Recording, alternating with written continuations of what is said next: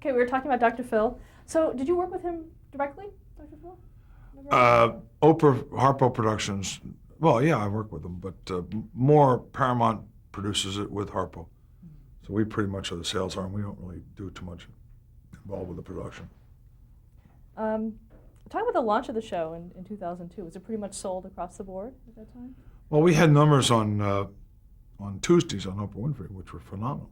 So, you know, it went out and went pretty good, yeah. I mean, people saw him on Oprah every day, every Tuesday. Talk a little bit about Dr. Phil McGraw personally and professionally. What kind of personality is he? Well, personally, I don't know him as well as I know professionally. And professionally, he does a hell of a job. He's very hardworking, probably one of the hardest working guys I've ever met. So, how's he as a businessman? He's very successful on television. I can only look at the TV show, and it's a bona fide smash hit. And he works really hard. He does interviews, and I mean, he's going like 24/7. For students who will be watching this, I just wanted to ask you, can you very briefly define syndication? Sure. You have a network, and then they have their own time periods. Syndication deals with those other time periods, non-network. Now you also have independents that deal 24 hours with non-network. So we sell shows for those time periods. That's pretty much syndication. How is the cost of a program determined? Well, they're all different budgets. The network shows are different than game shows, but they all have different budgets, it's a business. Budgets, quotas, goals, it's pretty much what it is. What are the most important elements to selling shows into syndication? There has to be a need, and I have to believe in my shows or I could never sell one. I could not walk into somebody and tell them, this is going to be a big hit if I didn't believe it. So, I mean, my philosophy is different than a lot of the other syndicators and studios, but that's the way I feel. How do you determine that?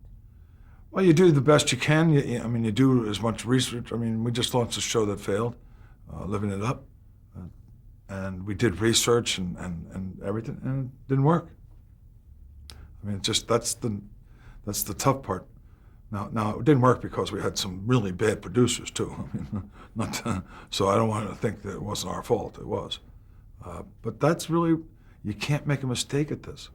It's like a heart surgeon. When you're dealing with in the surgery, you can't make a mistake or that patient dies. You can't do it with television or the show dies. And I think we talked before about how devastating that is. And it's very, very difficult letting go people and taking back shows from stations and seeing them put your competitors on the air. That's probably the most painful. What is leveraging and how have you used it in your business? Well, there's always some leverage with the successful shows. I don't make them buy anything else. Some other people do that. But you know, when you're representing a top show, you have their undivided attention. So we don't ever say you have to buy this and you got to take that with it. We sell that and then we try and sell this with it, I mean, separately. So, and there's laws written about leveraging. So make sure everyone that has a TV station out there, don't take it from those other guys. How much say do you have as to when a station programs a syndicated program? We sell for a specific time period and base the price on that specific time period. So we have a lot to say. Now some you know, you talked about hits before. You know, hits, you design a time period and that's it. And lesser hits, the windows get wider. So have you always had binding time like that? Have I always said what? Have you always had that binding time for? Well, we try and program a time period. Yeah. What are cross default clauses? It means if you cheat me on one, you lose the other, and you shouldn't cheat. Yeah. How closely do you monitor the stations that you sell to? We monitor them very much. Most of them we trust, but we've caught some of them fudging, as they say. And what do you do in those cases? We stop them every single time. Do you have to use legal methods? Is that? If we have to, we try not to. I've never sued anyone. I've defended myself. I've never sued anyone. But if we have to protect ourselves, yeah. How is And we this, have to protect our producers and everything else that goes with it. Some people don't have integrity. And you get to find them out. But there's a lot of, I would say the majority of them have integrity. But there's always someone that's a crook. Nameless. The nameless crooks. how has the syndication business changed since you first started? It's evolving and it's still evolving. It just with cable and with all the other things, the internet, and there's a lot of difference to the viewer. I mean, my daughters are 17 and 18 years old, and they see TV. They don't see VHS and UHF. They see television. So with that, you have to adjust. It's always adjusting to the future, to entertainment. What about the new 500-channel universe? Does that change anything? The fact that there's so many new stations around? But they have to have programming. It's all about programming. Programming is king. And if you some of these shows, I can't even figure out why they put them on the air and they have no audience. There's only so many shopping channels you can, but there's only 20, 15 maybe that really do anything, and the rest are. And then you have the pay-per-view channels and HBOs and stuff. But there's not that many. There's not, out of 500 universe, I'd say max 25 stations work with good programming, with massive audiences. How have local markets changed? They've adjusted a lot too because of this cable and it affects them. It affects the viewing, and they have to adjust too. But they all look pretty similar to me as 25 years ago. They have network, and they have a talk show or a game show, and then they have news. So it's pretty similar to it. What about the internet? Has that done anything in terms of your business? Not to me, no. It's affected advertising, and it's another competitor. And satellite? Satellite is not. I have satellite, and I think it's terrific, but it's again another adjusting, because when you do 202 to get CNN, it's a lot different than doing this, and so it's education. But again, my children see it differently than I did, so I had to learn that. How has worldwide syndication changed? Some of the countries around the world years ago didn't really develop a lot of hot shows and stuff, and they're starting to develop a lot now. So I think it's becoming more of a global economy, and I think the entertainment business is global. What about American programming overseas? It's still pretty dominant, but it's down because there's other countries, and a lot of this stuff. I can't think of the name of it now. The Fear Factor, what's it? Reality-based shows. A lot of those ideas came from Europe. Talk about Camelot Entertainment sales. What's that? It's gone. It's King World sales now. It was always King World sales. What was in the library? What is the... It was they sell advertising. So the thought was, the guy who was running it was, rather than say King World, that Camelot, because then they could do business with other production companies, but everyone knew what it was. What do you think is different about King World as a company that has led to your success?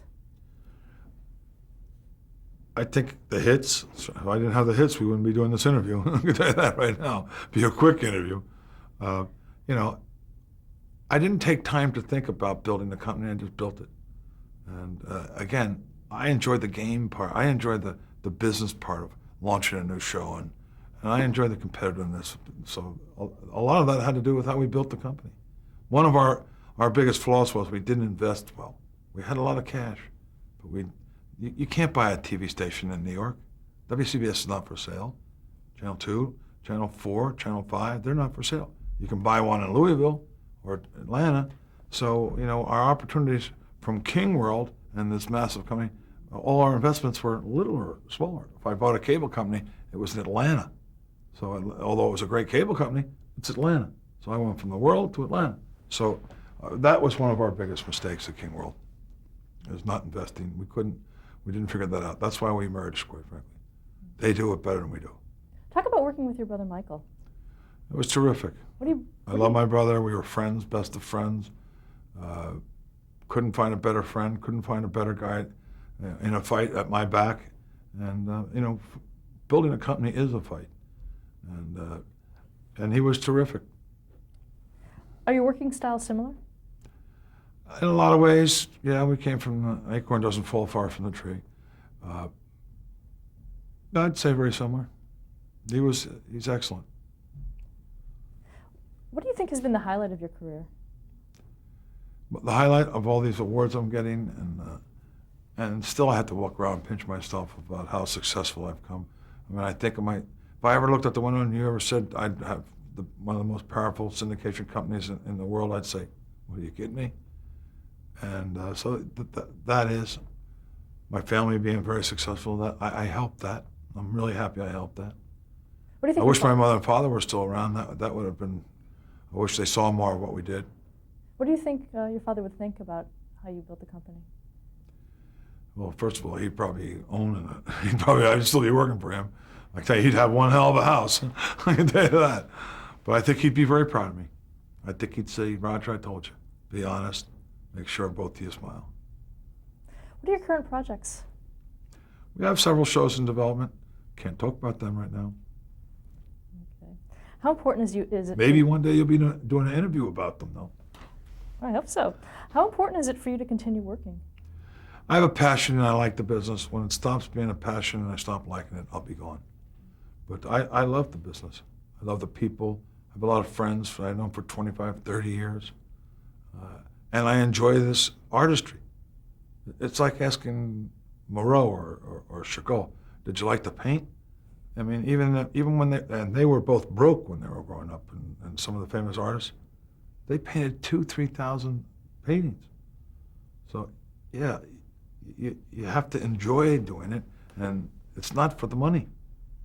It's for the art form and the passion of it. And of course, success and wealth and sure, that's enticing. I have a nicer car, nicer house. I'm not going to go hungry anymore, so that part's good. In general, what attracts you to a project? What do you look for? I get pitched ideas. I have a lot of. The thing about this interview and King World, the thing that I wish that we could say more about, I get so much credit for all the 180 employees I have that work with me, and I guess it's human nature to say, "Oh, they did that and he did that sale and it was Roger King," and so I get credit for an awful lot of things that my company should be getting credit for. Individuals should be getting credit for. How would you describe your working style? I'm a hardworking. I get up. I work very hard. I'm very demanding. I'm in the trenches with the guys just like they are in there. It's not some chairman or president sitting up in some ivory tower. I'm in the ditch with them. And I understand the mudslinging. I understand the difficulties. I understand the general manager doesn't want to see it. I understand that the other syndicator cut his rate and got the deal. But you have to make one thing sure. You have to be the one having your competitor tell his boss why he didn't get it. Has your style changed over the years, or is it? No, I think pretty similar. I've learned a lot more. I know a lot more. It's pretty similar. How do you motivate your staff? Because they love the business, and this is still, even though it's a division of CBS and Viacom, I try and make it still as much as possible a family company that cares about the guys and cares about the people. There are some that, they take the days off and they do this. Those people, their names are on a list.